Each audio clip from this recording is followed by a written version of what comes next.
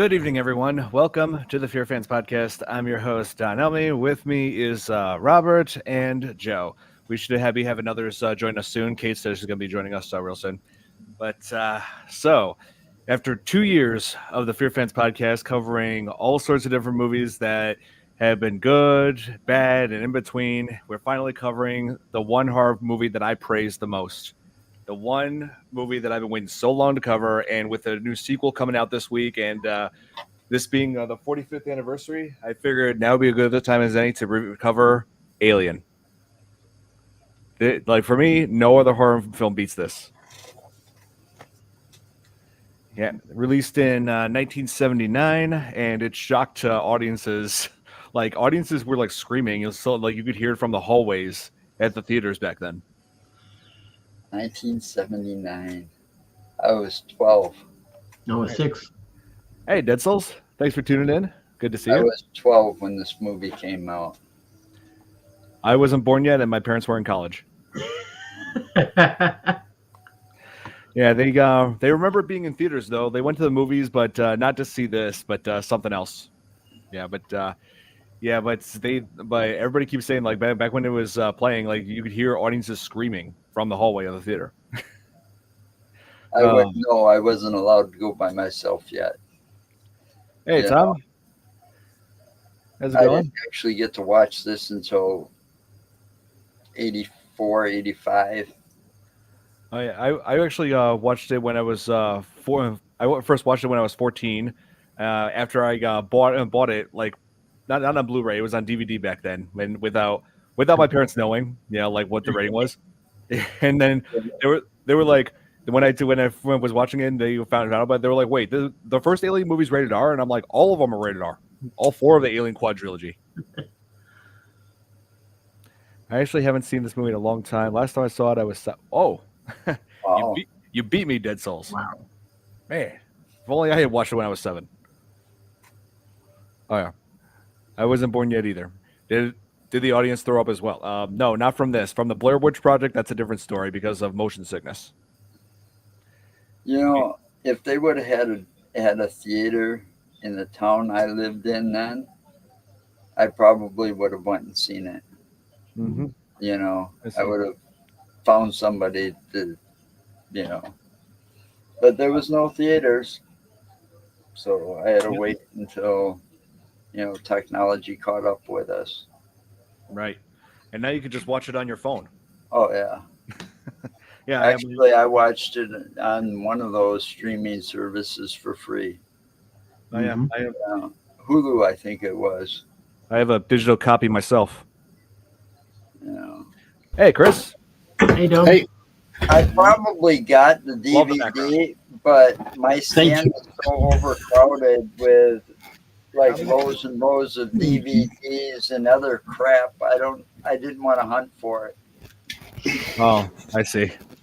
Because I think I own like at least 3 of those movies. Oh. Yeah, me, I just keep all my movies on a bookshelf. Well, Anyway. it's a bookshelf, but it's like Oh, I got you. utility deals, so it's very deep, and Right. Oh, here, Dead Souls is saying, I can't wait for the new one. Same here. I'm really hoping that it's going to deliver what it promises. Alien Romulus going back to the basics. Yeah, really hoping for it. Because Alien is known for the suspense, the claustrophobic atmosphere, and just, the sheer suspense that it builds up. Yeah, he's an alien. Yeah, there's plenty to love about Alien. I Yep. was sitting back and I had to rewatch it just to refresh my memory. So I rewatched it today, and the funny thing is, the movie was so popular they've made so many spoofs, and I don't know why. Maybe because I was smoking a little too much, but when the creature popped out, I was expecting it with a top hat and to start singing and dancing.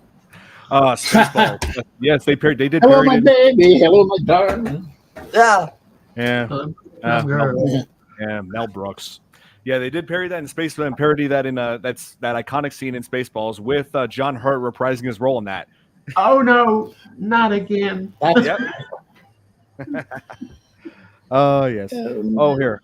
Do all the Alien movies take place in space?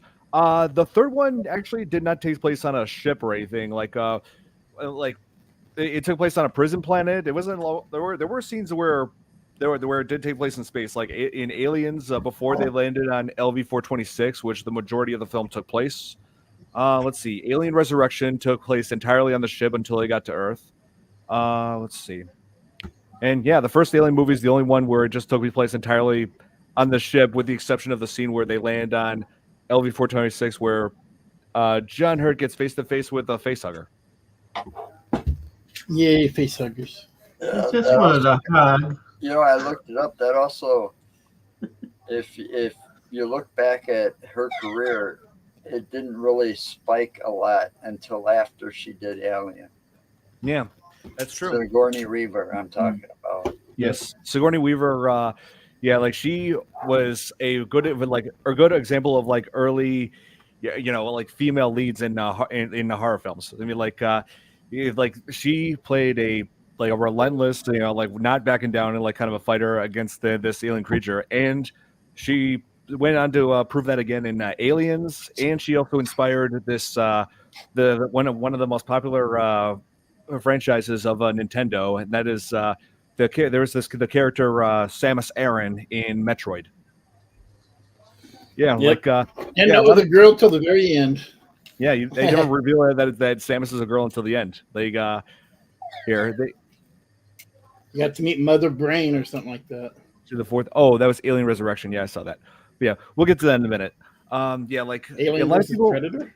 Yeah, a lot of people when they see Samus and like they see that power suit that she wears, and they always tell me, "Oh, Samus, he looks like a really awesome character," and I'm like, "You mean she? Samus is a woman?" And they're like, "Wait, what?" And I'm like, "Yeah, it's true," because they also made that perfectly clear in recent years. This was back in like my early teens when people like look at the character Samus and think, "Oh, check this out! This guy's like." This guy looks so cool in that suit. And but no, the truth is that Samus, underneath that suit, Samus looks like this. Wow. Yep. Big Well, difference. when she first undressed in the original one, at least what I remember, is she had like on some kind of bikini top, She did. but 8-bit, of course, or 16-bit, whatever Nintendo was. But Hate that. And that was quite a franchise. Oh yes, It's still Yep. going on, I believe. it is. Yep. It still is. Yeah, like I actually have a few of the games on the Switch myself. Yeah. The newer ones, Metroid Dread, and they also remastered Metroid Prime. Great game, by the way. Oh, Yes. and Aliens itself had a video game too. Yep, the Alien franchise had no. Yeah, they've had all sorts of things ever since the first movie. The sequels, there was the comics, the video games. Like it was really becoming huge. and then it crossed over in Alien versus Predator. It did. And number two. Yep. You In know. Colorado. Oh yeah, and the second one was Colorado. Yeah, I didn't like Alien vs. Predator All Requiem. those parodies. You know, it makes me wonder.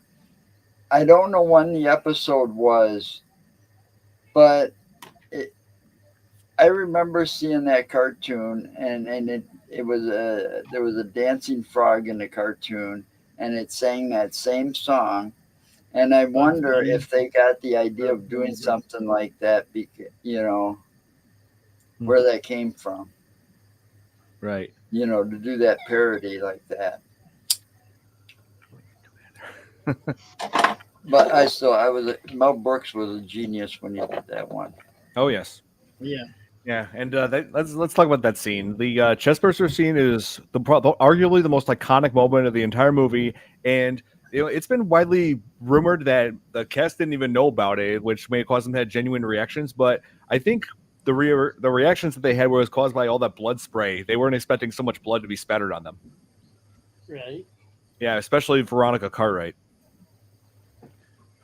Yeah, Veronica Yeah. Cartwright, who played Lambert. Imagine the alien bursts out and dance one move like Pennywise. Oh. Oh yeah, I remember that dance. But doing that the way they did, if that's the case where they didn't tell anybody, and that genuine reaction is something that sometimes is going to make the movie. Oh yeah, Mhm. You yeah. know, They do this often in horror. you Like keep you Yeah. keep these secrets to just only the people that have to know, right, like and man, it can create magic. it can. Most definitely. Because Dead Souls brought up Pennywise here. The thing is, in the 2017 none of the child actors were allowed to see Bill Skarsgård in the Pennywise makeup until he's introduced to them, and that's in each scene. Like that scene where Eddie was like running away from the leper and turns around and sees Pennywise with the balloons. That was the first time he was allowed to see Bill Skarsgård in the costume, and it terrified him. That reaction you saw was real. Yeah, I'm sorry I couldn't watch that one. After watching the original and Tim Burton nailing that character, or not Tim Burton, Tim Curry. Tim Tim Curry. Curry. Mhm. Nobody can do that character other than him. For What's me, the matter? that's What's my the matter, Joey? Don't you want to float down with us? Yeah, want a balloon, Georgie? Georgie, do you want a balloon? But that movie also made a lot of kids afraid of clowns, and a lot of did. people have that clown phobia or whatever it is. It did. That one movie alone struck a heavy blow on the clown industry. Uh-huh. It's sure Most that well, definitely. that and John Gacy, but Oh yeah, don't even get me started on that friend. Do not get me started on that sick bastard. Mm. Yeah, he was here in Chicago. That's where. yeah, I know. I was. Ooh. I've done a thing on all the serial I killers. mean, sometimes they don't tell people stuff to get real reactions. Yes, that is true. That is a very common practice in making horror films. To really give that genuine reaction. And let's see. So what I also love about the movie is like the set design, like they because this takes place like in the future. I wrote down the year. Hang on. Let's see. It takes place in on a ship in the year 2122. So well over 100. So a little right now we would be less than 100 years from now. No, But yeah, he is. Mm. yeah, the deep space commercial ship Nostromo and the crew are in hypersleep, and I believe a whole lot of what this movie introduced, as far as like hypersleep and also trackers, like they do in this whole franchise. I believe that heavily inspired some aspects of Halo. Could be. I can see Yep. that. I can see that. Yeah, I can see that too. Oh yeah, and this like claustrophobic atmosphere. I feel the exact same thing whenever I played Dead Space. Yeah, there's like so many Mhm. movies and video games that have adopted from the Alien franchise. Dead Space just reminds me of it. I mean, like, just like it should Oh, be Alien. It really should. It should be called like Dead Space Alien or Alien Dead Space. Oh yeah, I love Alien Isolation. That game was awesome. Yeah, the lighting was great. In fact, they actually used lighting and really good editing to really try to hide what the xenomorph, what the alien would look like Mhm. until Ridley Scott wanted it to be revealed. So I really love the cinematography in this. It was incredible. So, which character do you guys love the most aside from Ripley? I know a lot of you are going to say Ripley. Ash. Yeah, that's what I have to go with. Oh yeah, Ash. I'm trying to think. I haven't watched it in a while, so I'm trying to think. Yeah, see, there was Ash, there was Lambert, there was let's see. Oh yeah, Dallas, Yeah, that was. Parker. Let's see, Brett, and let's see, and of course Kane, who was played by John Hurt. Mhm. Let's see. Let's go over the cast here. So we go. No, Sigourney Weaver played Ripley. Let's see. I remember her. Yeah, she was also Ghostbusters later on. And let's see, Tom Yeah. Skerritt, who played Dallas. I remember him from Top Gun. Veronica Cartwright was in several horror movies before this. She was in The Birds. She played Kathy, who got the two lovebirds. All right. Yeah, that was her as a little girl. And then let's see, a year before Alien, she was in the remake of Invasion of the Body Snatchers, which a film that I'm very fond of. Let's see. John Hurt. John Hurt was also Ollivander in the Harry Potter movies. Yep. That's right. Let's see. In the water. Oh yeah, V for Vendetta. Yeah, he was played Chancellor Sutler, I believe his name was. Yeah.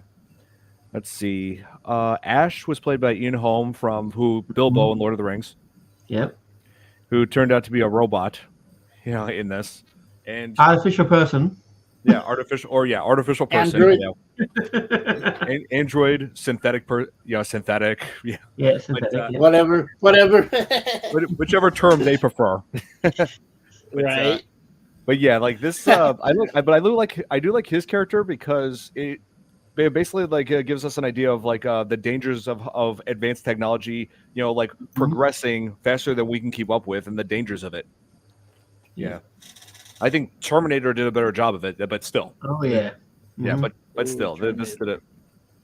Have you done Terminator on here? No, I have not. There's ongoing debate as to whether or not Terminator should be considered a horror movie. I mean, It's more Fair. sci-fi. it's more of sci-fi. More action. sci-fi. I Sci-fi. definitely say sci-fi, but Yeah, people actually compare that Terminator to Michael Myers. But Because back in the day when I worked in the video store, it was classified in a sci-fi, and you found it in the distributor's guide or whatever under the sci-fi category. right. Yeah, it's primarily sci-fi. Yeah. Yeah. I just love how Alien perfectly mixes sci-fi and horror. Really, Yeah. this is to me, this is the best sci-fi horror movie, the best horror movie, and also one of the best movies ever made. Yes. so it's kind of Prequel to Siri and because the way they say mother and she answers, it's like AI beforehand. Right. It really was. That is true. I agree with that. I totally agree. Yeah, like they had Mother, and also, but in Alien Resurrection, they actually did the exact same thing, but instead of Mother, it was Father. Uh-huh. Yeah.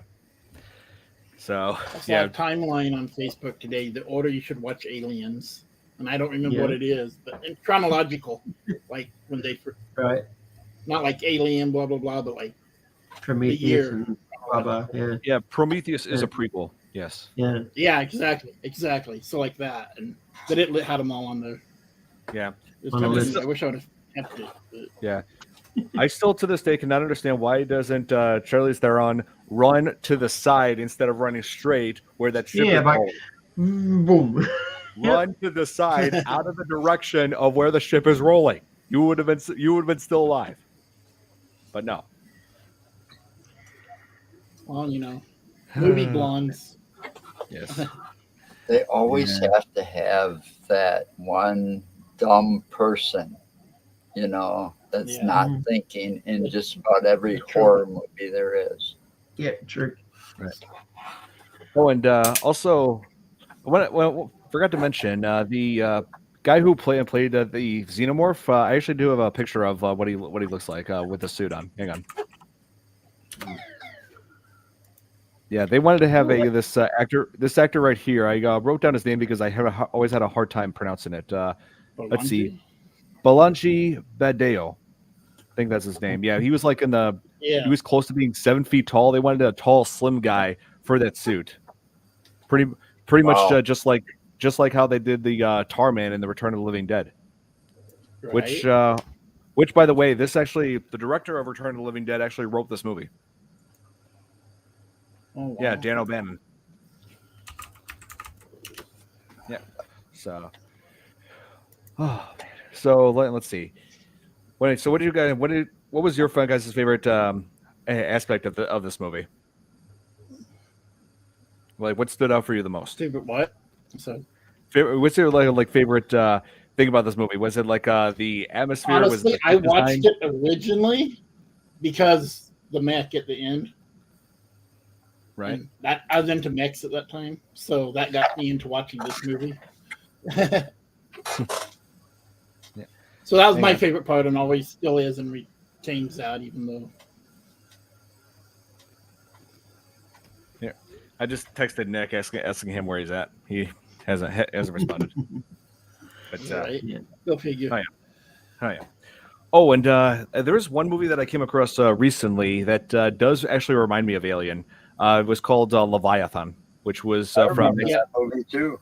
Yeah, it was from I haven't seen it, 1989. but yep. Mhm. Yeah, Heard. it's I often refer to it as like Alien in the deep ocean.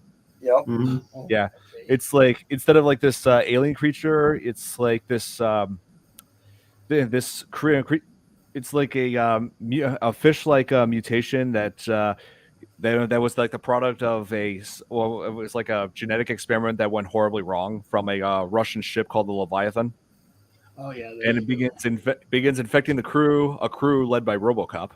Yeah. Well, that movie was a big disappointment Yeah, because I thought it was going to be based on the actual living. Well, it's dinosaur now, dead probably, extinct. Mhm. But there was something called a leviathan, and it was the Mhm. apex predator in the oceans oh, I at see. the time.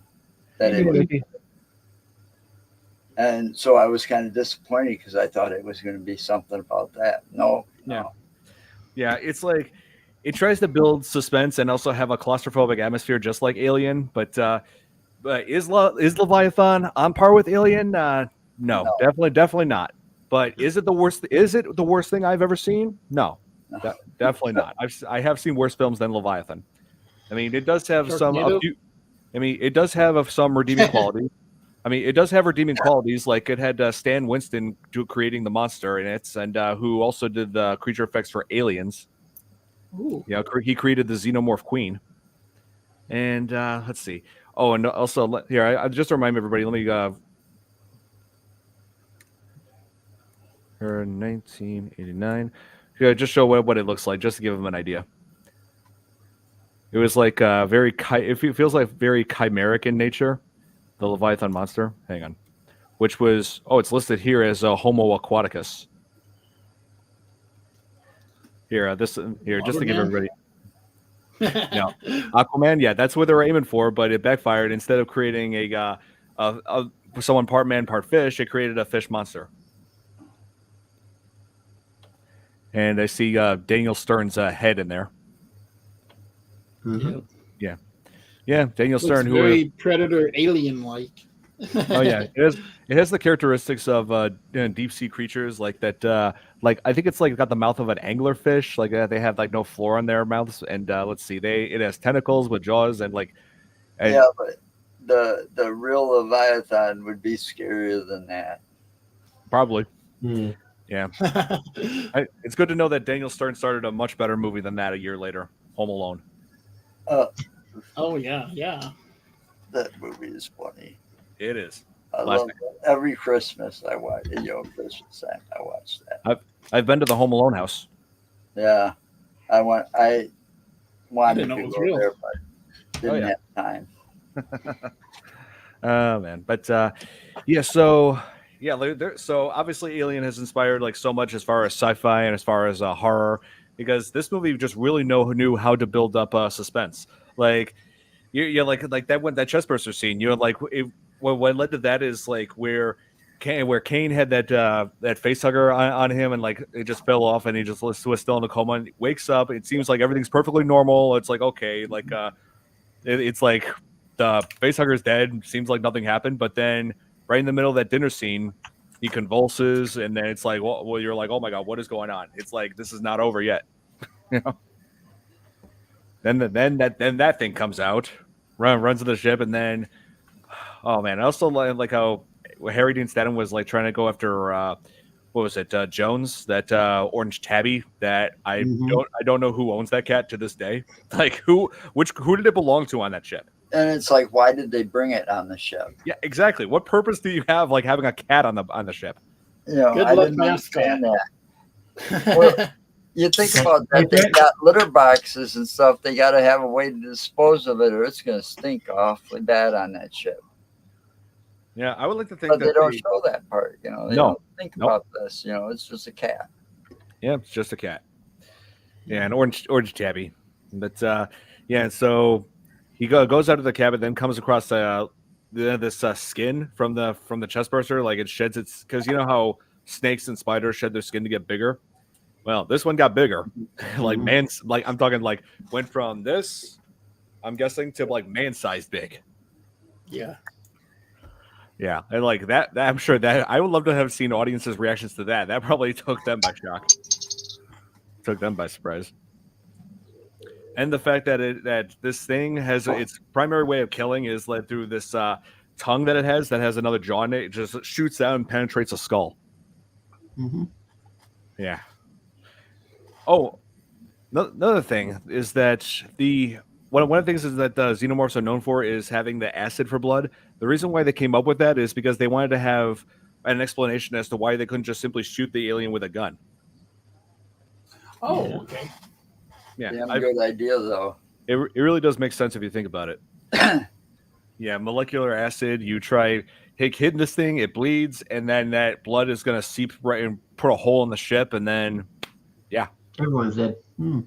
Yeah, and it's not going to stop because they went down. I don't know what was it, 3, 4 floors, 4, I think. Yeah.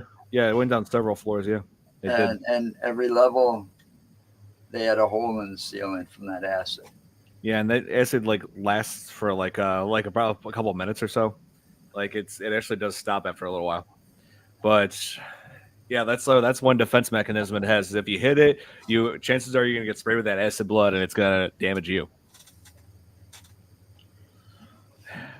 Yeah, one of the aspects I didn't really see. Well, it should have happened a lot better with the way that they let Kane in with the thing on his face.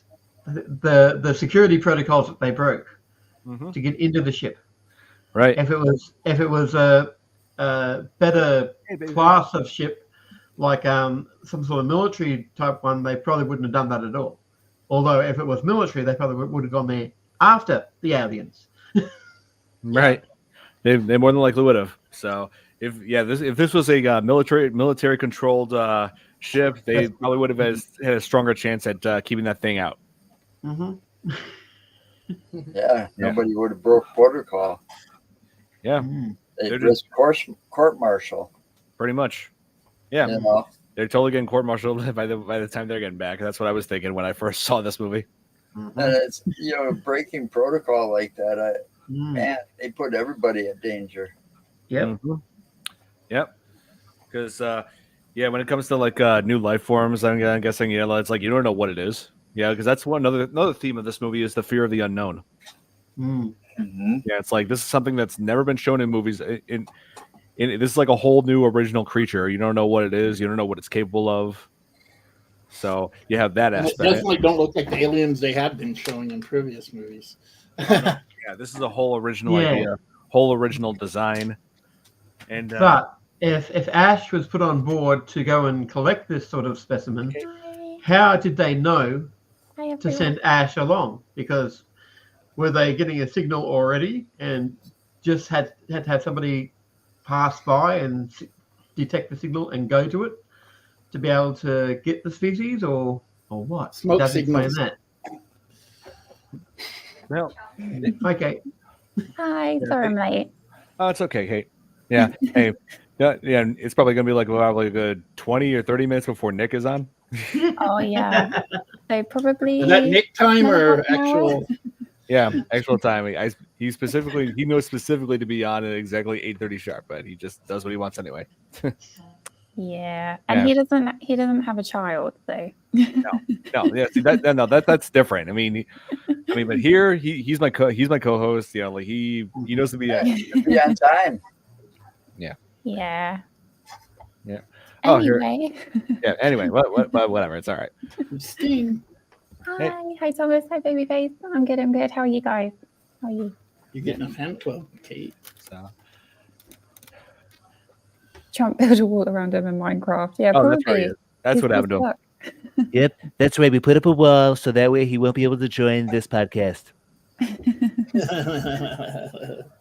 Anyway, Kate, What did I miss? What did I miss?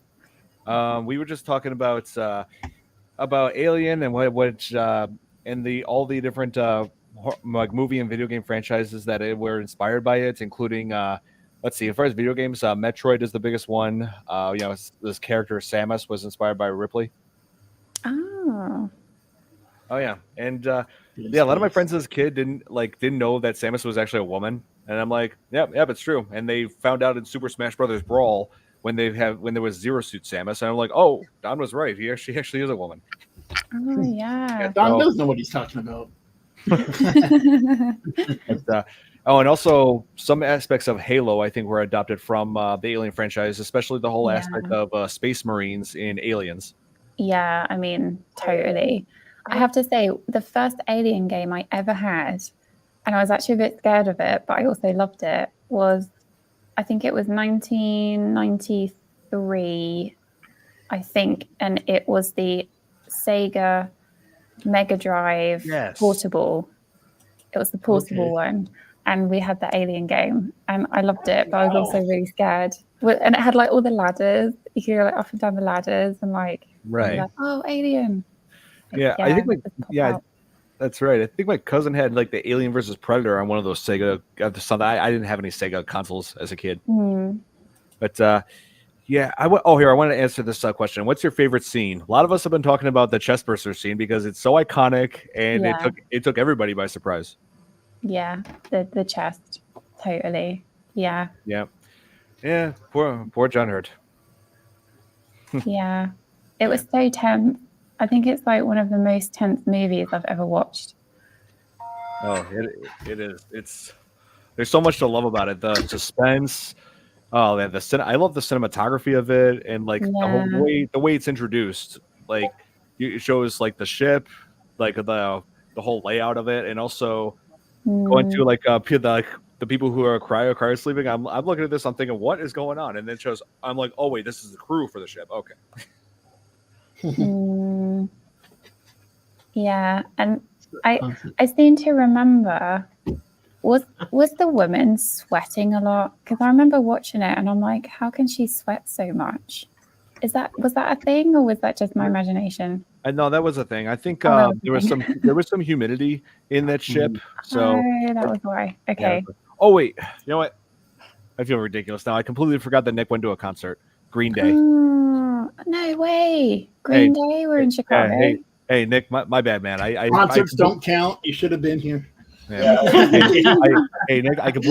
Nick. That is my bad. I completely forgot about that. So hey, no worries. I remember seeing. No, absolutely. That's cool. That's cool. Yeah. I mean, hey, they're in Chicago. Green Day. What? Yep. Did not know this. That's awesome. I would have been here either if I knew that. I think Avril Lavigne is supposed to come to Chicago as well soon. Yeah, I saw that.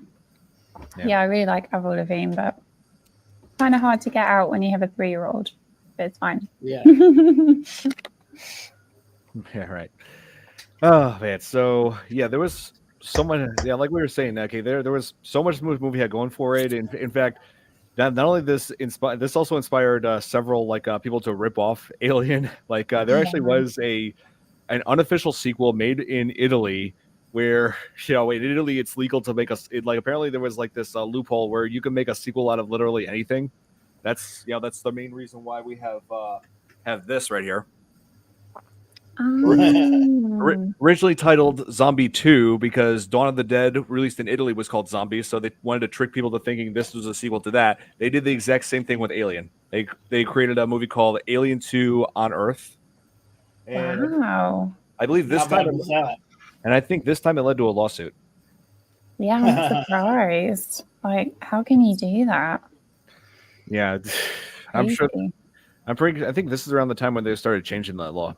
Did they speak Italian in it then? I think so. It was okay. Cool. It had Italian filmmakers involved. Total Italian. Yeah. Oh, this also led to this. This was also. I just imagine really quickly done that scene where the alien pops out and they're like. Oh man. Perché? Why? Oh yes. This also led to the And one movie in the 80s, what I think ripped off Alien a whole lot was here. Hey Irene, good to see you. Yeah. Hello Irene. Hi Irene. Hey. So tonight we're talking about my favorite horror film. Oh, I love that too. Yeah, Alien. That's my favorite too. Yes, awesome. It's one of the best ones, actually. I think it's the best horror film, and it's one of the best movies ever. Yeah. One of the best It's- movies ever made. It's not about a crazy person trying to kill another crazy person. It's about something that you don't know. Alien trying to kill everyone. It's something out there that you don't know has come, Hmm. and you have to destroy it, get rid of it, stop it, whatever, all the above, right? And that's why I thought it was cool. It's one of the coolest things that I've ever seen. Yeah. Oh yes, we were just talking about that earlier. Babyface, how John Hurt reprised his role in Spaceballs for that scene. Oh Yeah. yeah, forgot about that. It was I also like Spaceballs they too. also kind of used that in Ready Player One. Yes, Ready Player One. There was Yeah. that one scene where where She was Artemis like was disguised as disguising herself as Goro. Goro. Yeah, As Goro from from Mortal Kombat. Kombat. That's right. Yeah, I thought that me and Nick both thought that was pretty funny. It's just Yeah, it was. it kind of makes sense though that they wouldn't explain that the alien is psychic until the second one, because they speak psychically.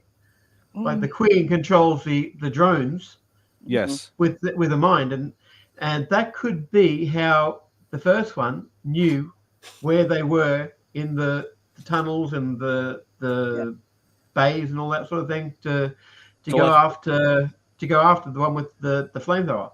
Telepathy. Yeah, That's what that is. The aliens communicate telepathically. Yeah. And Yeah. who's to say they really don't, right? Who's to say they really don't? Like, do they? I think they do. They might. I think so. Yeah. And also I got to mention director of this, Ridley Scott, one of my favorite directors of all. He directed. Oh, he's responsible for Gladiator, American Gangster. Oh, and also The Martian. I love The Martian. That was I saw that in theaters and I loved it. Good book too. That's the one with oh god, what's his name? Matt Damon on Mars. Yes. Yeah. Oh yeah. So yeah, Shitty potatoes. it's like there's no alien in that one, but it's still a real good sci-fi movie. Well, Don, technically he was would he be the the alien? alien. Well, yeah, he was the alien on Mars, like technically, yeah. Don, can I ask you a really interesting question? Mhm. It's about half to do part with movies and part with these alien movies that things from outer space. How far do you think that they would? What part would you think that it came from reality of portraying the real part of it and the fiction part of it? You know what I'm saying. You know what I'm saying. Yeah. Like, how much of it's real and how much of it isn't? Yeah, because Yeah. a lot of, I mean, the whole alien pop culture, it all started with, the whole rumors about Area 51. That's what inspired a whole lot of science fiction movies, like especially in the 50s. Yeah, but I mean, It how came much from outer space. is fiction? How much of it is reality? Like, there's a fine line as far as I'm concerned between the two, right? And when you put one foot in reality and when you put one foot in the fiction part of it, like, does it intertwine together? It could. Could it be some parts that came from reality and some parts that they made it turn into fiction? But hey, like, it would take a lot for, like, we in this field, right? We deal with both sides, the fiction and the reality part of it, right?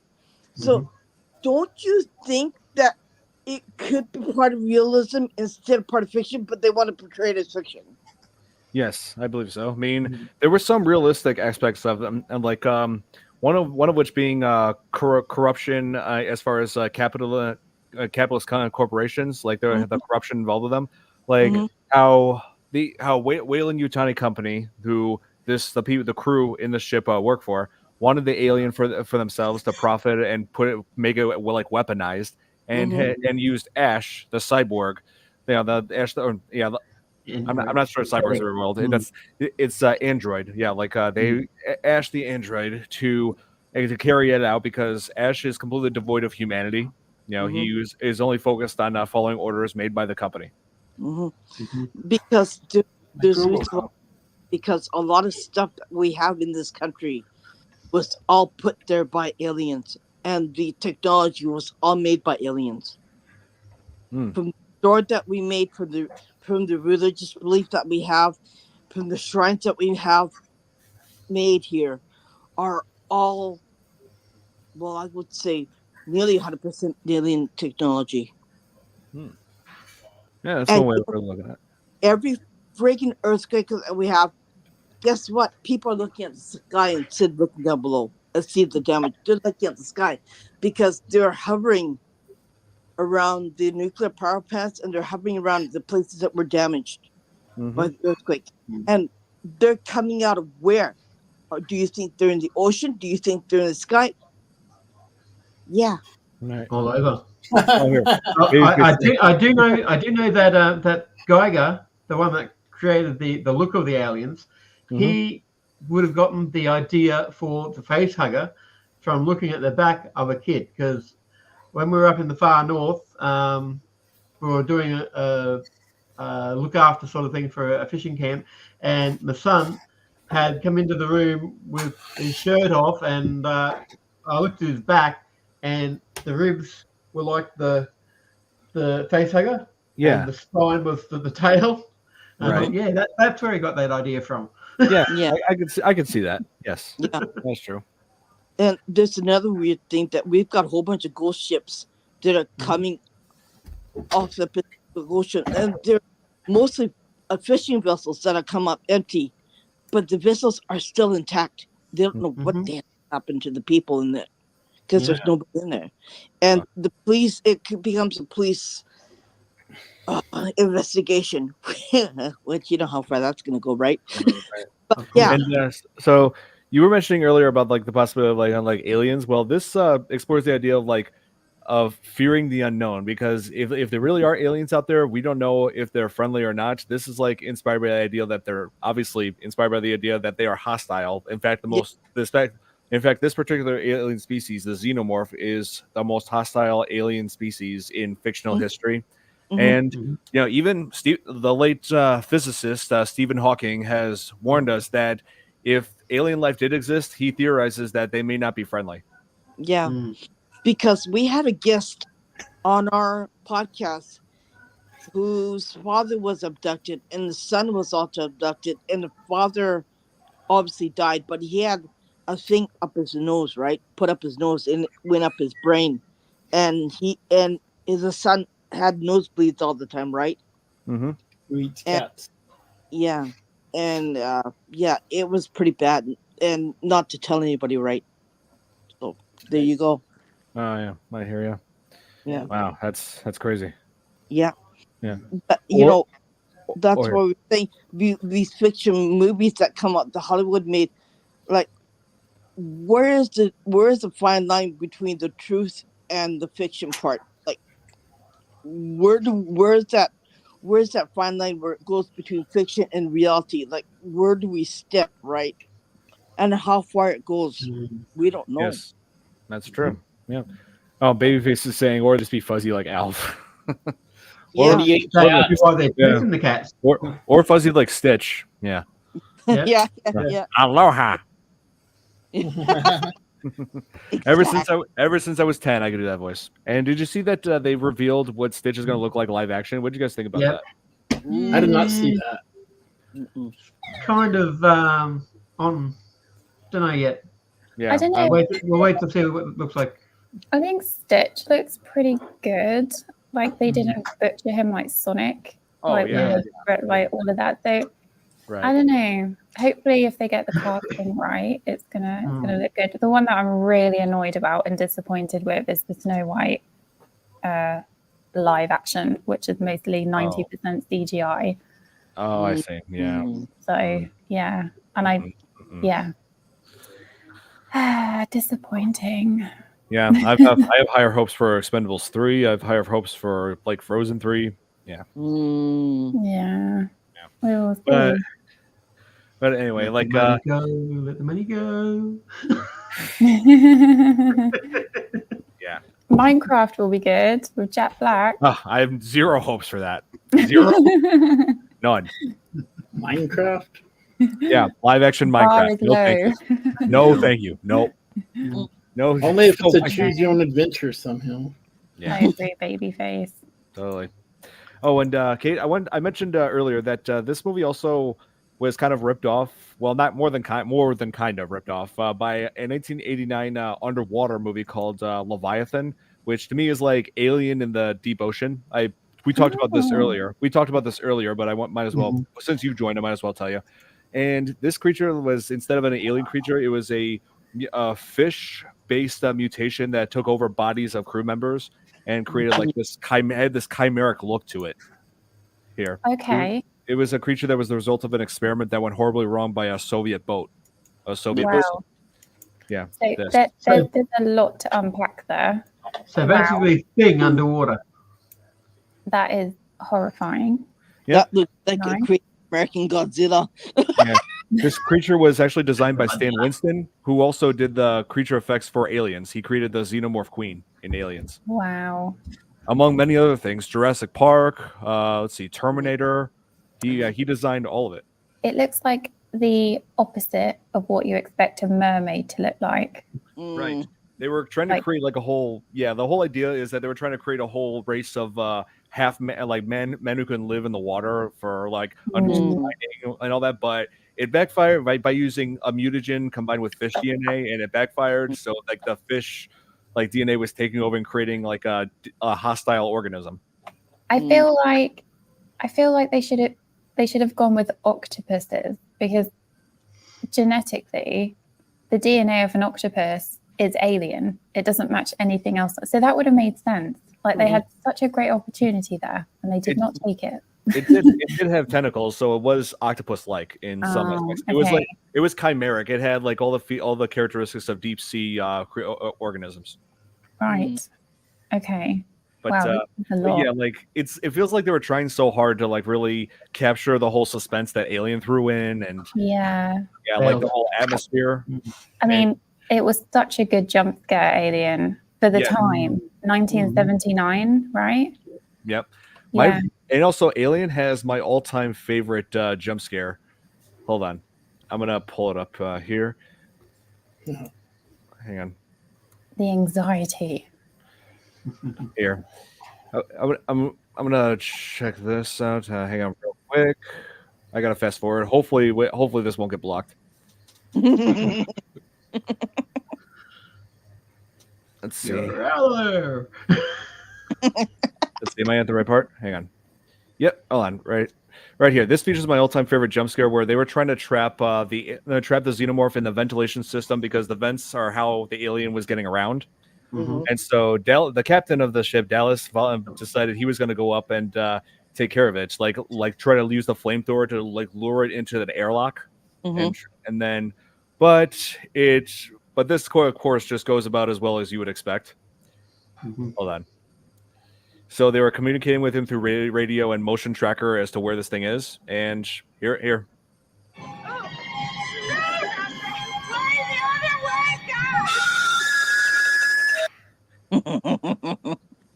Yeah, to me, that is my favorite jump scare of all time. Yeah, nothing compares. Yeah. I got wet myself. No, I'm kidding. That is a great one, though. I do love that one. Oh yes, and there was also a jump scare later where Ripley was on the what was it called? It was like the shuttle of the ship, which she used to escape. The shuttle that she used to escape after she blew up the ship after all the other rest of the crew were dead, to try to kill the alien with that explosion. But as she was like preparing to go into hypersleep, and the alien had camouflaged itself within the pipes on the wall, and then it sticks its arm out towards her. I'm like, my God, this thing is clever. It's so good though, because it really takes all of your worst fears. It's such a nightmare of a movie, but you just love it because it's so effective. It is. Yeah, it's a nightmare. Can you imagine? Oh yeah. Well, having Mother going, the ship will explode in however many minutes, giving the alien time to go to the escape pod. That's true.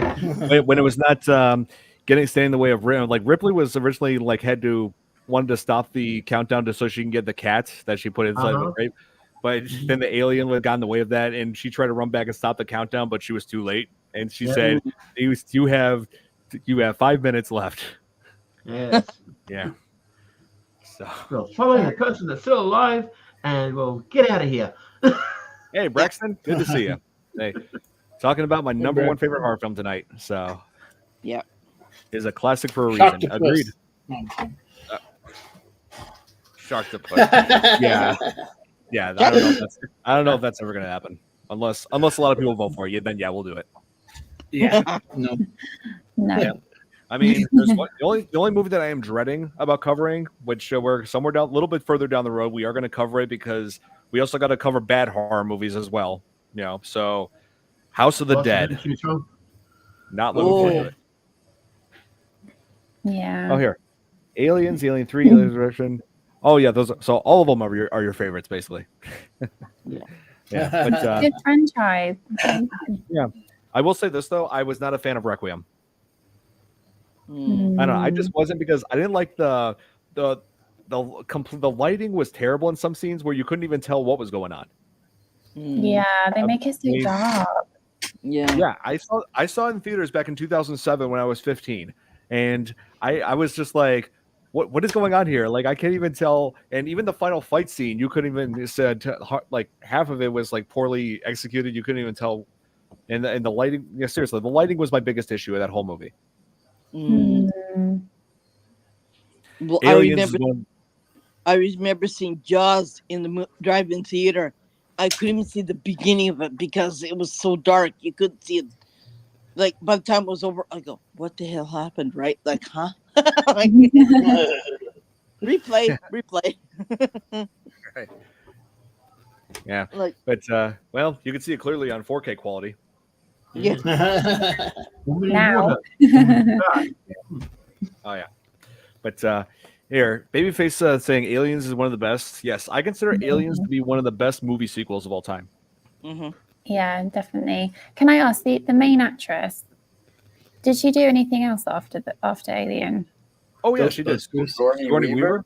Yeah, because I'm not so familiar. Like, tell me, what are the movies? What are the movies she did after? Avatar.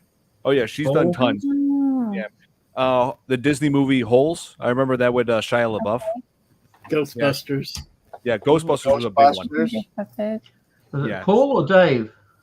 Paul, I think it was. Yeah, where she was the big boss, and yeah. Yep, I remember that line. I remember that line.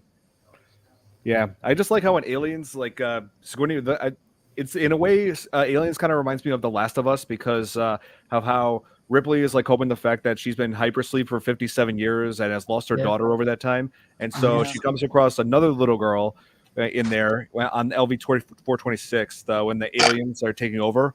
That little girl Newt, who lost her family, and so basically Newt becomes a surrogate daughter. So basically, Newt becomes a surrogate daughter to Ripley, the same way that Ellie became a surrogate daughter to Joel in The Last of Us.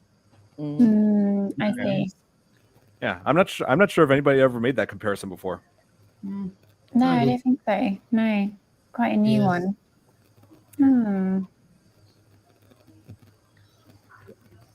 Ghostbusters and the Vampire Queen is a vampire comedy film. That's right. Oh yeah, but yeah, I guess I want to let you guys know ahead of time that Aliens is not what we're covering next. We're covering that a little bit further down the road. Next week we're covering Predator. Oh, that was one of my best good movies. I like that one. That was really good. Yes. And Tom, I know you're going to be there for this one for Predator because it has Arnold Schwarzenegger. I know that Tom can't say no to that. Oh yeah. Something about a good neighbor and. Yep. The Predator was not being a good neighbor, like State Farm. It makes sense now. Oh, yeah. Okay. Glad to see that a lot of you. That one had a lot of big names in it as well. Oh yeah. That was like Jesse the Body's. Yep. Jesse the one of his first acting roles was in Predator. Yeah. Rest in peace, Carl Weathers. Yeah. Yeah. And my allergies are killing me. Okay, let's see what. Oh, those cicadas. No, I'm kidding. Right. And let's see. I was trying to think of. There was something else that I wanted to discuss. Let's see. Oh, let's see. Other cast members. yeah. I did leave out one cast member. Right. I remembered Yaphet Kotto, who recently passed away. He was in. Let's see. Oh yeah, he was in Freddy's Dead: The Final Nightmare. He played Doc. But the most memorable role aside from Alien was when he played Kananga in Live and Let Die, the James Bond movie. Mm-hmm. Who was the James Bond for that one? Remind me. Roger Moore. It was his first. Oh, okay, yeah. What do we think of Roger Moore? I thought he was all right. Yeah, I liked him better than George Lazenby. Yeah. Very true. Nick Cage is better than him. Oh my god. That's Totally right. kidding. I want to be the next James Bond. No, it's American. No, never. No. Never. No. I Yeah, know. well, I just want to see how you'd react. I know exactly. changing subject very swiftly away from Cage. Roger Moore was my dad's favorite James Bond, so that's why I me asked. too. I was like, oh, okay, yeah. I might be He's biased. the one I grew up with. So. I might sound biased, but I always loved Pierce Brosnan, probably because GoldenEye was around when I was little. Yeah, it's like what you grow up with, isn't it? Really? Yeah. And The movie, the video game. Yeah. Yeah. He was one handsome James Moore. He had it. He had the spunk, yes. Yeah. But Irene, what did you think of him in Mamma Mia? And he was like singing. I was like, is it for you? Yeah. Oh man. But Yeah. Oh dear. Yeah. Oh dear. Cringe. and Oh dear. yeah. Dot, So we dot. mentioned. Yeah, you mentioned. Yeah, we were talking about Roger Moore. Like, this came out like around the same year when Moonraker did, which had Roger Moore. Yeah, like, that's the thing. The '70s was like a big craze for space movies. Like, there was the Star Wars, the New Hope, which came out '77. Let's see what else. Close Encounters of the Third Kind. Star Trek. Even though it's like I never watched Star Trek, and I still know about that. Oh, that was one of my favorites. Yeah, I never cared about Star Trek, but I still know when it came out. Star Trek's good. I love Yoda in it. I'm kidding. Yeah, I was about to say. And all the Daleks. Yeah. I was just about to say, excuse me. That's like The original Battlestar. Oh yeah. No, The I was original just about to say Battlestar like, Galactica. Battlestar Galactica. Yeah. yeah. I was about to say like That's it's what I when was just gonna say. when people are like, oh, I really like Marvel, and I'm like, okay, what's your favorite like character? And they're like Batman, and I'm like, what? Like, what's wrong I with you? hear that seriously all the time, and that like makes me so mad. I definitely don't care for the new Star Wars. Oh, you mean the new show that's on Disney Plus? Yeah, no, thank you. No, I watched the it. Acolyte. I don't really No, like but the I new believe- trilogy, to be honest. It Yeah. Like, People are like showing more appreciation to the prequel trilogy now. Like, yeah, Yeah. yeah. It's like oh, now we love it. You know, Yeah, The old Star pre-prequel. Wars was good. It was good. Yeah. It was Yes. good. Yes, the original That's trilogy the I do best. love. Yes. The new one, I watched it on Disney.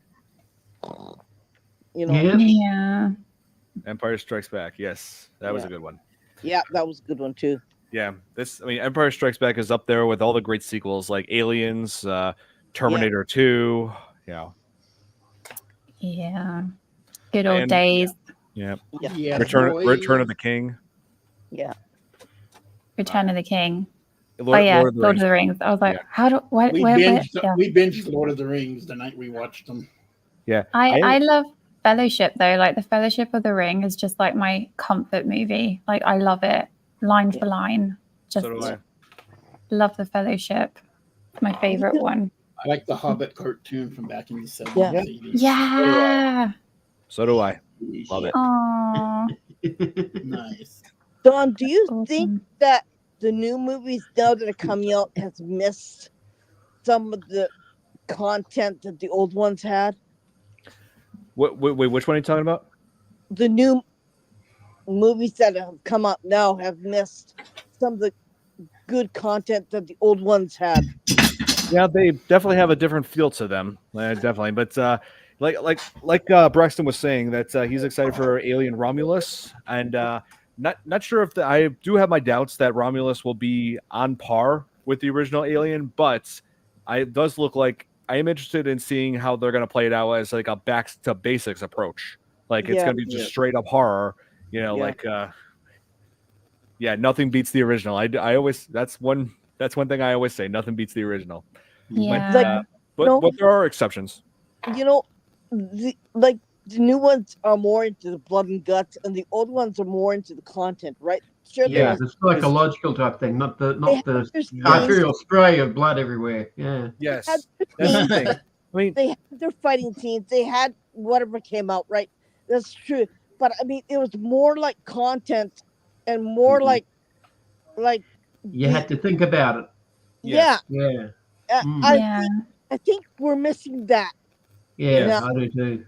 I mean, yeah. I mean, like it feels like a lot of movies these days like rely like a little bit too much on gore to create more shock factor. Where in the original films like Alien, like they rely on psychological horror, but that's not always the case because you look at movies like horror movies like A Quiet Place that didn't really have much gore in it. It had some good suspense. Like it actually knew how to build terror. I like those better actually. Yeah. So, I think what's missing nowadays is the art of storytelling, because I find films now, like not all of them, like Quiet Place, but like most of them are like so fast paced, and it's like this happened, then this happened, then we're going back in time, and then this happened, and then this is the future, and I'm like, what the hell is going on? Like, where is like the good old storytelling? We were watching a movie. You go, huh? Like, no worries. Yeah. Like we were watching a movie about a year ago, a horror movie, cheap B, C movie, and it kept doing that. Like every couple scenes was like 3 hours later, 2 days earlier, 7 days late, and it was like, where the hell are we? So we just started making fun of it. We were just like, did these guys smoke a lot of marijuana when they were making the movies or when they were cutting the movies? Like exactly. Yeah. Like oh, here, I do agree with. Here we have someone here named Quick Death. I do agree with him. Like it's all about timing. Like building up a jump scare. Like you got to make sure you're doing it in a way that's not predictable, because there are not that many horror movies anymore that really give me a good well-timed jump scare. Like we just mentioned a quiet place, and like there were a few moments in there where something happened that I did not expect that really just gave me that just really took you by surprise, like the opening scene where the kid was taken. Yeah. And you gotta sit there and you gotta watch and go, okay, next, okay. God, I can't wait. Oh, what's happening next? Like you makes you want to watch more, and you can't stand up. You gotta go to the bathroom. I gotta make popcorn. No, I can't.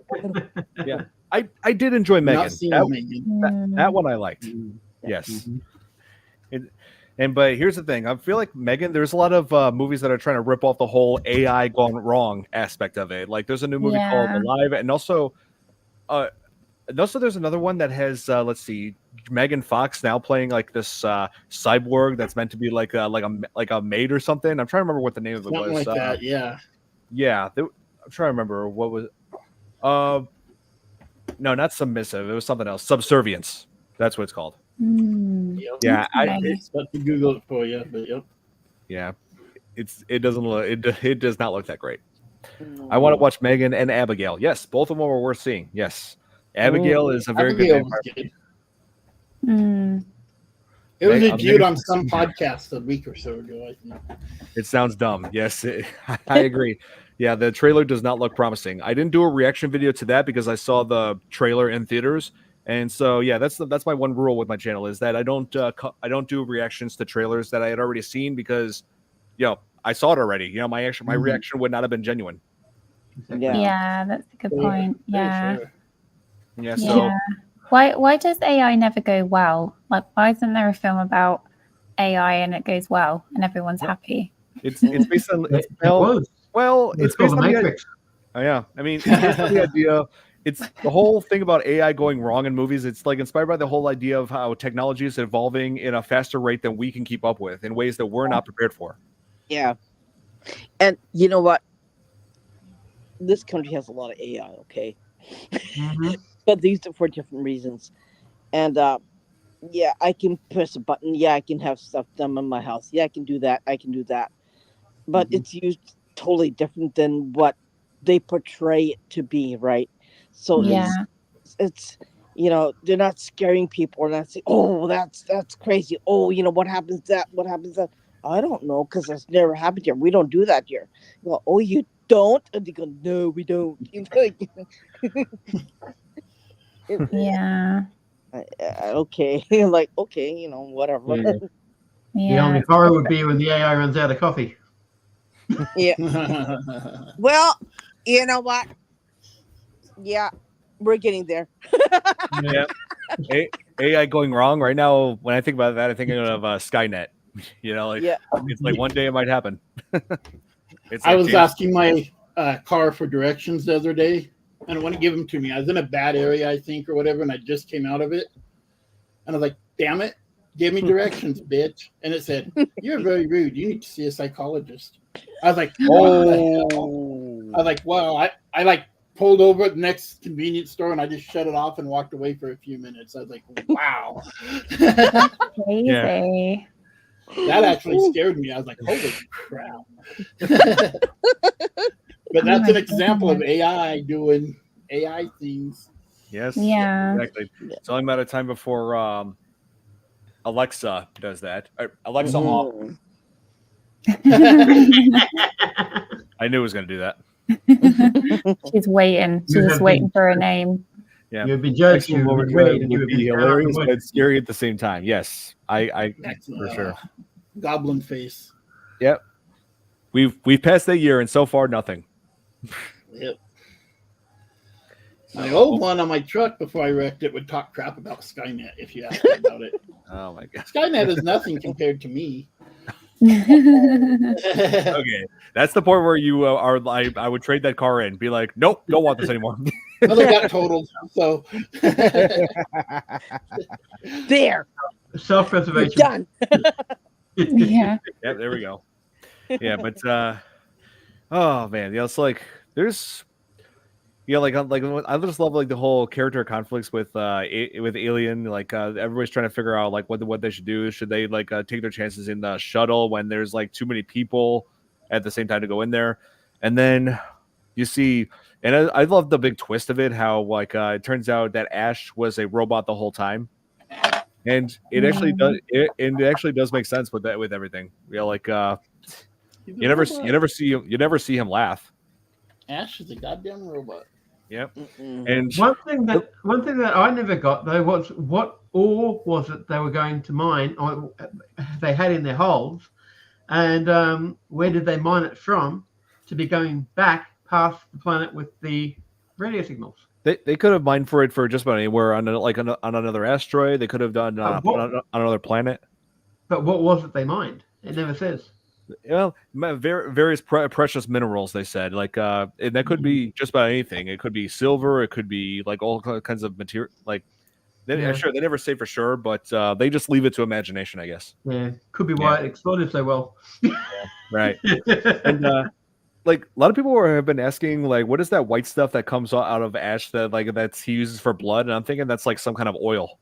Lubricant. Or milk. Milk. Oversurface of milk, yeah. Good thing Tom's not here to answer that question. Yeah. I'm just thinking, got milk? Yes, that robot definitely has milk. Yes. It's powered by milk. Yeah. Yeah. Must have been one heck of a cow that Right. My parents wasn't blue milk. like my parents used to joke with me all the time as a kid, like, because I was always drinking all milk a whole lot, and like my dad was like saying, "Hey Don, with all the milk that you drink, we're gonna get you a cow one day." And I'm like, okay, for sure. Don't forget to milk it. Yeah. And my mom was like, "But what if that cow runs out of milk?" And I'm like, "Well, steaks and burgers sound good. I mean, that's the next level of cowdom. I mean, That's to fertilize your garden. Yep, that's it.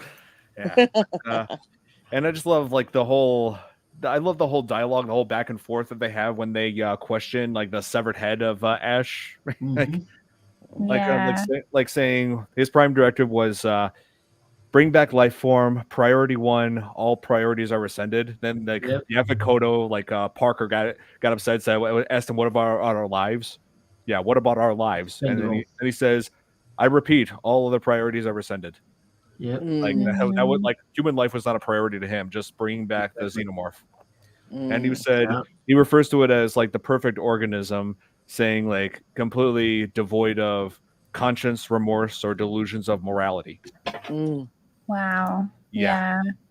And what he said last was pretty chilling too. Like when he said last word, and to his last word just to Ripley were, I can't lie to you about your chances, but you have my sympathies.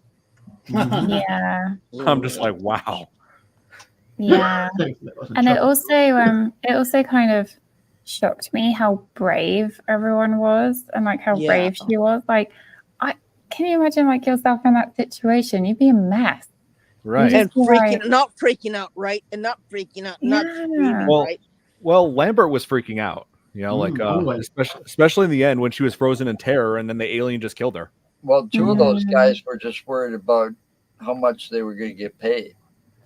Yeah, true. Oh, yeah. They kept asking, "Oh, what about my bonus?" Or yes, that's what. Yeah, that's what Parker and Brett were like complaining about. That's all they were like complained about it. Yeah, they were the maintenance guys of the ship, so they wanted to make sure they were getting paid fairly. Jeez, you know, it reminds you of the way reality is right now. How much you gonna pay me, right? You better give me a better paycheck. You better put something in the mail for me, right? Right. Or like, oh darn, I broke a nail. Oh, there's another $50 down the drain. Yeah. Oh man. But can you imagine? Can you imagine Ripley's paycheck if after 57 years in space in the cryosleep? Right. How much she would have in the bank? So yeah, in the system. Yeah, it's like if you got paid by the hour during that time, then yeah, you're set for life, pretty much. Yeah, yeah, you can buy a huge house, right? Big swimming pool. Yeah, it's like it's like, hey, Ripley, you've nearly got killed by an alien. Your entire crew is dead, and by the way, your daughter died while you were in hypersleep for 57 years. But yeah, here's $100 billion. But yeah, here's a few million. Yeah, buy yourself a mansion. Yeah. Yeah, that's interesting. But you know that thing that Ripley strapped herself in to attack the alien. They have something like that here in Japan that helps people who are in car accidents so that they can assess them so they can walk now. Right. Yeah, they have been working on those. I've seen that. I've seen stories about that. They're doing that now in Japan for people who had car accidents or people who had an illness who can't walk or spinal cord injury. They're using that kind of equipment now so they can they can walk now. So that's the technology they've been working on here in Japan. Wow. Ooh, that's exciting. That actually could make a difference. I've seen videos of it. It's really cool. Yeah. Oh, and you can go to a hotel now. You can check in a hotel without talking to a person.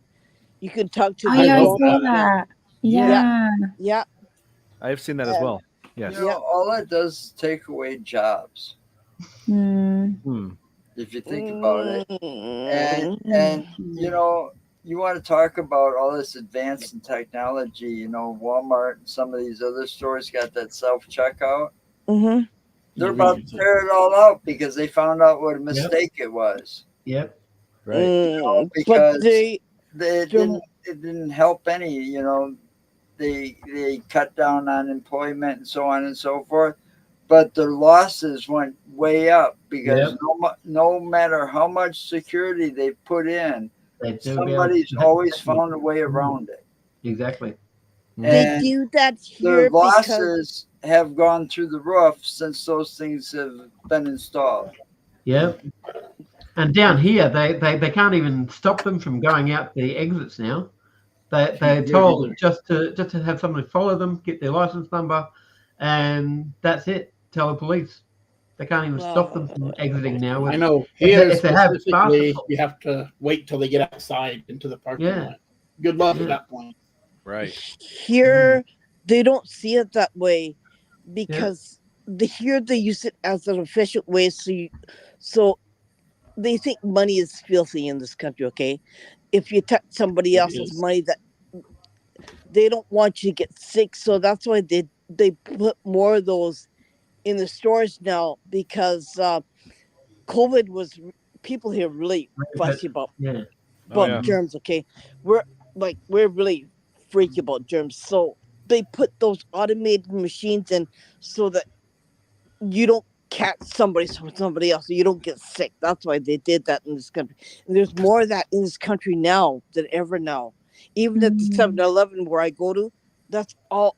That's you put the money in the thing, and then and you get your change out. Yeah, so they do that to prevent illness from human born illness to be spread to other persons. That's why they did that here. Right. Yeah. I mean, Yeah. I mean, there's another eye of looking at it. That's how they do that here, because there's it's not. They don't think of it as cutting down jobs.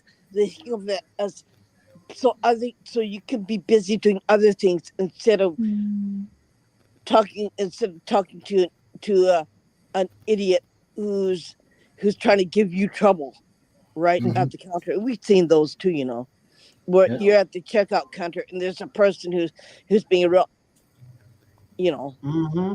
Yep. So that's what they're trying to do, is stop that from happening also. Yeah. Oh yeah. But babyface, it might not make it easier if there are cyber attacks and the FPOS goes down, because that's happened here. Yeah. Because Woolworths, one of the major grocery stores here, they recently had a cyber attack where all their computer systems went and nothing was working. They couldn't even get the FPOS working to get people money out. They had to come in with money. So the cashless society is out the window. Yeah, that's ridiculous. Yeah, I get that. And It's like there are ways that technology can help us, and then there's ways that technology can hurt us. Yeah. There's another thing that I think you've seen my post about. There's going to be a major earthquake in Japan. They don't know where, but you know what? That's all technology, right? Yeah. We're not going to have any. We're not going to have any air conditioning. We're not going to have any lights. So we're not going to have electricity. So how in the hell do you think, oh, well, what the hell? Like, going to the checkout counter, right? Going to do it all by myself. Yeah, that's what's going to happen, right? Oh, well, it's like you think about one way, you go, okay, and then there's another way you can think about the downside of it, right? So then you got both sides of it. Yeah. But you know what? We're running out of toilet paper in grocery stores. So back to the COVID situation. Here we go again. Okay. Like, shit. I went like that. Not again. It's always the toilet paper. You know what it is now? The toilet paper and the recycled rice. Like, tank recycled rice. Like, dang, like, my husband said, you might have to bootleg that over there, Robert. Maybe. And my husband's rice has gone up double in price. Like, for 10 kilos, you pay about what, $35, and now you're gonna pay about 80. I said, you're ouch. Yeah, okay. Kind of like the eggs. We got chicken, so we don't have to buy any. But they've gone up in price. From the bird flu, because they had to destroy a whole heap. Ugh. Oh, don't tell me about it. I think one crazy crisis makes everyone go absolutely insane. like I'm sitting my okay, yeah, you guys are nuts. Like, Yeah. Oh, here. Here I wanted to share this as well. Like the original design for Alien was from him right here. Hang on. Was inspired by Geiger's Necronom 4. Yeah. Mm-hmm. ooh, that's cool. Ooh. Yep. So it went from this to creating this. Yeah. Pretty The close, huh? Yeah, the alien that we know today. Mm-hmm. But you know, That's that's cool. such a cool. That's such a cool. Design. Just yeah, it's so. And the way they can blend into their own walls and stuff, because they make the walls with the out of resin. their own. Yeah, Yeah, the resin. hive. Yeah. Yeah. Yeah. Also, here's something I'm pretty sure some of you didn't know that that set that was used to create the alien nest in Aliens was later used for that factory scene in Tim Burton's Batman. Okay. Oh, I did okay. not know That explains a lot. Yeah. Yeah, But that it's- explains it. Oh, yeah, I mean, when it they- fits. Yeah, when Tim Burton and his team got there into that that particular set, they Yeah. actually saw like decaying parts of like the walls. pods. Yeah. Oh, the walls. Okay. So they had to clear that out in order to do that factory scene. But Nice. yeah, that's such a Interesting. cool picture. I kind of like. I think, Mm. man, that's so cool. You know, I kind of like that. You know. And I think Yeah, it's time for Cage to make a comeback. There he is. Jeez. oh my Oh, Cage jeez. for president. Cage for president. That's right, I'm back. Don't you think I'm pretty in this dress? You know, imagine having one of those live in your house. Like, okay, go get him. Like he's bothering us. Go get him. Zach is Okay, like, no. okay, ladies. lunch is coming. You're like, here you There- go. there's like a whole portfolio of Nicolas Cage as Disney princesses. Like Really? it's amazing. Oh my god. Yeah, I wanted to change the background, but I can't do it unless I log in. But another time. Like yeah, I wanted to show you. I also wanted to show you guys this. There were several other designs that obviously did not work With Nicolas for Cage. Oh, no, for the xenomorph in Alien. And let's see. Here's another one of them. Here's one design that did not work at all. Here. Mm. You. Yeah, What's no. that? He looks like that thing on RoboCop got hooked up with one. No. Yeah. it was I look at this. Taskmaster. And I look at this and I'm just like, oh man, thank God that was not the final result. Yeah. Oh dear. And then as they were working their way towards creating the design that from here that we know here. Let me just pull that up. Mm. Here was like one design that here's one that they were going with, but they decided to alter that because they didn't want to have that skull design in the Ew. front. Yeah. They thought it'd be better if it didn't have eyes, like Yeah. nothing that resembled human. Even though this thing was used by a human to be created, like ingested, like gestated inside of a human. They didn't want it to like have that many. They want it to be humanoid, but not have like facial features of a man. Well, in the comic version, they take on the aspects of whatever it is that they go into to ingest and propagate. Like at one point, they were in the comic version of it. They got into dogs like wolves, and they came out on 4 legs instead of standing upright on 2. And that's right. That's in Alien 3. They adapted that into Alien 3. Okay. Yeah, He's an alien. They did 2 different versions of that. Like one version, the alien was was gestated inside of a dog. I believe that was in the theatrical version. But then there's an alternate version which I used to have where it like gestated inside of a bull, like it was like some kind of sort of cow. Bull. Yeah, it was some kind of a cow. Yeah. Yeah, that one was in the comics too. They in the space colonial marines, I think, but it was the aliens because you had to have all four comic books have the alien queen on the back. Yeah, the xenomorphs have like many different possible forms depending on like what they gestate from. Like there's even winged ones. Yeah. Here, let me show you what I'm looking at here. Do it.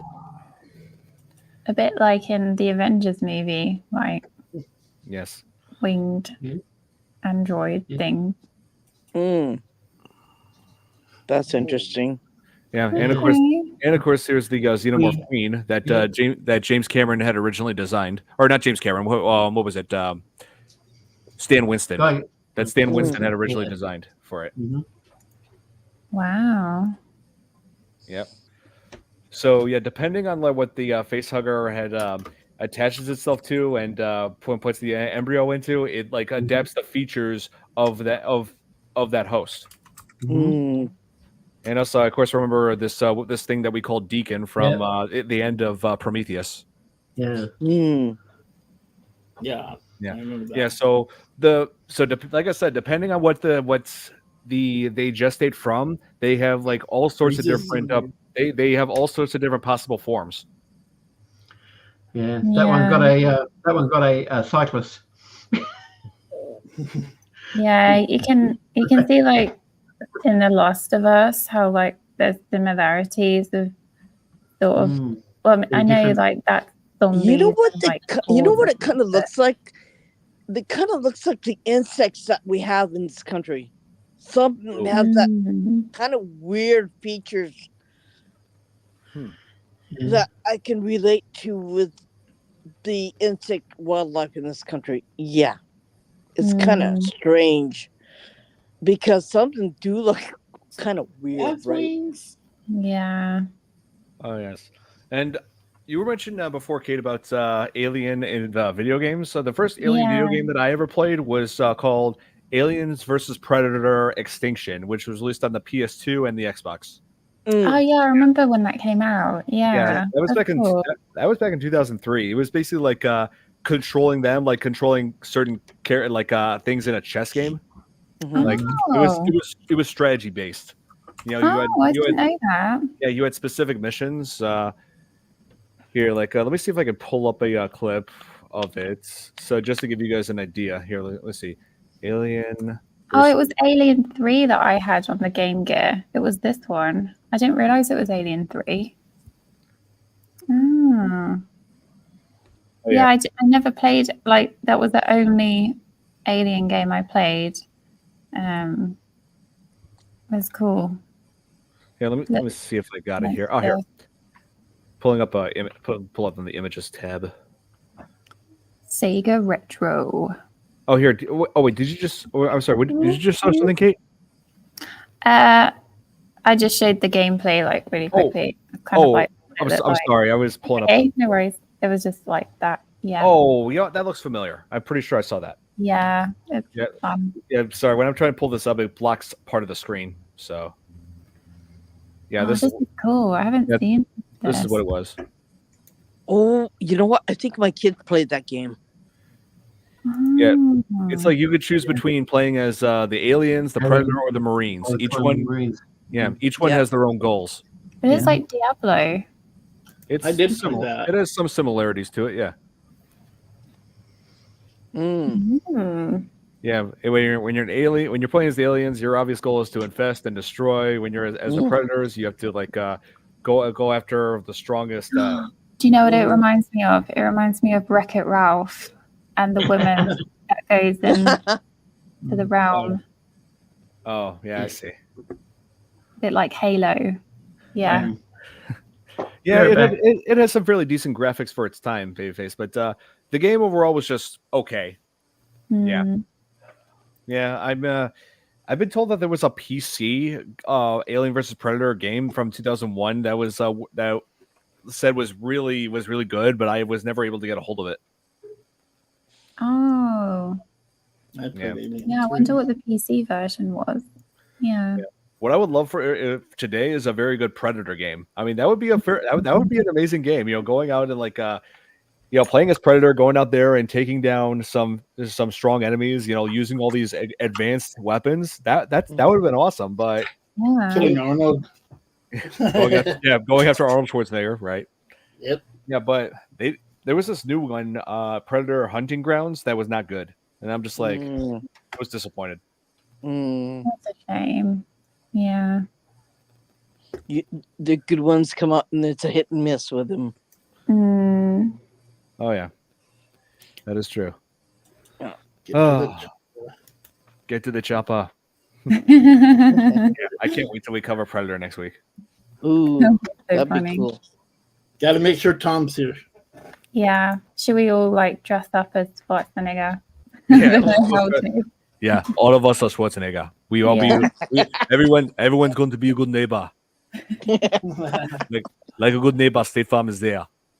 No excuses. No golf Yep. until midnight. Yeah.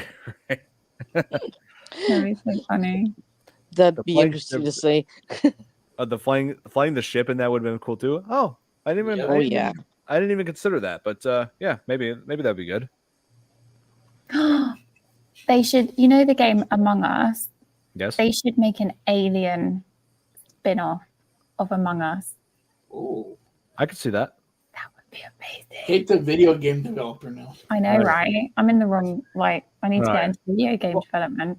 Well, they did make one good Alien game in like over the past 10 decade, and that was Alien Isolation, which is like a canon to like takes place between the events of Alien and Aliens, where Ripley's daughter like heads out to try to like find out what happened to her mom. Mm, Yeah, I believe her name was Amanda Ripley. okay. Yeah, and it's good. Like there's a lot of stealth you got to put into it, and the alien is terrifying in it. Like you have to like hide. There were parts where you have to like literally hide anywhere you can from this thing because it catches you and it does that mouth thing at you. Yeah. In fact, here, you know what? Here, let me show you guys. Here, you're gonna love this. Like, Here, I remember my first kind of stealth game thing was in Lord of the Rings, Fellowship of the Ring game, where you had to like sneak past the ring wraiths. Like that gave me massive anxiety. Oh, here we go. We got it. Hang on. Percent your screen. I should have done this earlier. Why didn't I think of that? Oh my goodness. I'd have a heart attack.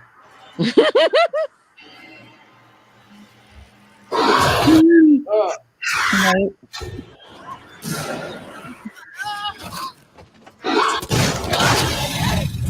now let me pull up my.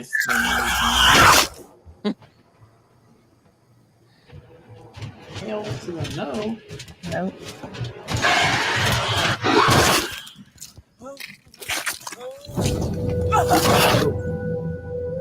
It's tail.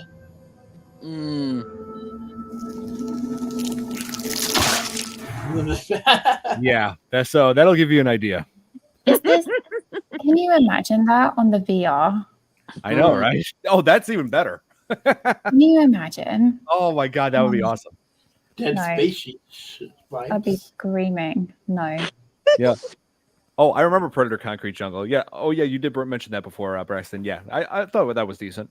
Yeah, but yeah. I did forget to mention one other thing about the aliens is they also have a tail that has a sharp end that they use to impale. Yeah, Big Bob. Prehensile. Mm. Alien parody and Conquer's Bad Fur Day. Oh, of course they would be. That I remember that game coming out when I was back in like 2001, I think, on the N64. Yeah. Same. Yeah. It's Rare. Alien Dance now. Yeah, the guys who made GoldenEye. GoldenEye. Yeah, the guys who made GoldenEye made that, I believe. Yeah. So I just want to say, like, the pointy tail thing, it made me think about plants with like spikes. And then I was like, has there ever been a horror film about a plant? Has there been a horror film about plant? Oh, there have been several about that. Yeah. There was Little Shop of Horrors. Oh yeah. Oh, what Is happened? that Venus flytrap? Yeah. Oh, here, Joe got disconnected. Yep. Bye, Joe. Wait, hang on. I know I have it somewhere. Little shop of horrors. There Okay. it is. Oh, Oh. Yeah, Rick He shrunk Moranis. the kids. I like that. Yeah. I like that Yep. movie. That Let's was see. good. There was one that was just meh, not that great from 2000. I believe it was 2000. Yeah, it was 2008. It was The Ruins. I haven't seen that. Yeah, it's like where a bunch of kids are like college kids are like venturing into like these ruins. I think it's like Mayan based ruins, like this temple, but they got trapped there by some very angry locals who because that place is like they're thinking that there's like something terribly wrong with that place, and it has these living vines that infest themselves in you. Yeah. Like, and I mean, really invest them. There was like this one guy who traveled along with them. They had to amputate his legs because they really like embedded themselves under the skin of his legs so horribly. Yeah. Okay. That scene was unsettling to say the least. Okay. Can I say, why is it always college students? Why is it not retired people? They're stupid and dumb and young. Like, why? Why is it always college? Yeah. Oh yeah, we did. Yeah, we did. Keep them in there to study. Yeah. I want to see a horror film that starts off with two retired old ladies that go into a haunted house. Oh yeah. Well, Kate, nearly got that with Betty White with the Black Lake. Right. Or Black Water, was it? Yeah, it was Lake Placid.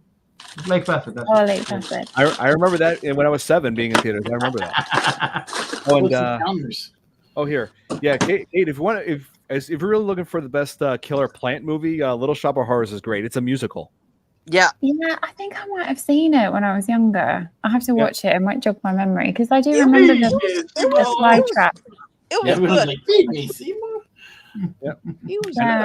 I love how Levi Stubbs, who voices Audrey 2, like performed that song, "Mean Green Mother from Outer Space" at the Academy Awards.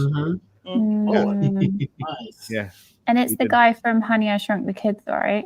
Rick Moranis, yes. Yeah. And as Steve Martin as an insane, sadistic dentist. Yeah. John Candy plays a radio show host. John Candy's in it. Oh, I have to watch it. Bill Murray. I was going to say Bill Murray but I thought he was in the first one, like the black and white version. Nick Cage was in it. No, I'm just kidding. No, he's not. No. No, Nick Cage. It's a good movie, Kate. I think you'd like it. Yeah. Frank. Yeah, Frank. You know who Frank Oz is? He does like the voice from the Muppets, and he directed this.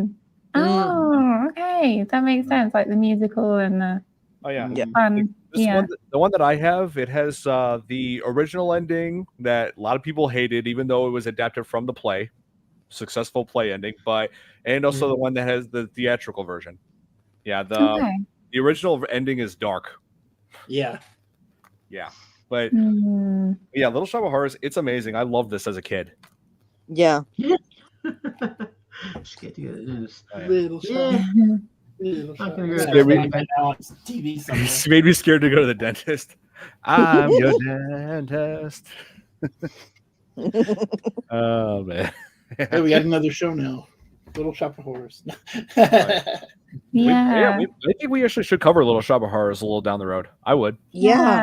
That'd be cool to do. That'd be cool to do, Dawn. And then when we're talking, we're only allowed to sing. A musical episode of the Fear Fans podcast. Yeah, sure. Yeah. That would not work for me. I can't sing. Well, everyone can sing. Just you either sing well or you don't sing well, but everybody can sing. Yeah. Well, let me rephrase that. I don't sing well. It's like I can mimic voices, I can do impressions, but I can't sing. You just got to do like Donald Trump singing, then, So. God. Yep, most soothing voice you'll ever hear. Be sure to see me on the next American Idol. You'll love it. I can't imagine him singing. Like, what would that sound like? I don't want to know. You don't want to know. I don't even want to try it. There's actually an app out there you can get where you can hear him do that. It's a fake, Oh yeah. So that's gonna be it for this edition of the Fear Fans podcast. If you haven't seen Alien and you're a horror fan, go see it. You should see it. Seriously, what is wrong with you? Watch Alien. It's amazing. It's incredible. Yeah. There's seriously everything positive. I only have positive things to say about it. It's one of the best movies of all time. It's thrilling. It's suspenseful. It has amazing performances, and I'm out of breath. It's so good. It's got the Dead Elephant Man in it too. Dawn, can I talk to you after the show? Oh yeah, sure, Okay. for sure. Oh, good night, guys. So hope you guys enjoyed. Was that Spock fingers, Kate? That's Star Trek, isn't it? Yeah, Star Trek. Yeah. Yeah. See you guys next week as we cover Predator. Till then, See you guys. have a good night, everybody. Bye. Hello.